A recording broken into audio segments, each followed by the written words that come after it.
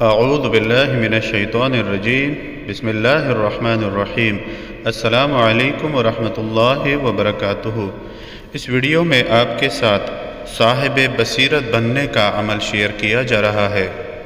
جو شخص صاحب بصیرت بننا چاہے تو اسے چاہیے کہ اس میں پاک یا بصیرو کو 6 مرتبہ اول و آخر درود کے ساتھ 302 مرتبہ 40 دن پڑھے، پھر زندگی بھر کے لیے 5 مرتبہ روزانہ پڑھنا معمول بنا لے تو اللہ تعالی جل شانہ ظاہری اور باطنی بصیرت عطا فرمائے گا اور امر بالمعروف اور نہی عن المنکر کی جرأت عطا ہو جائے گی۔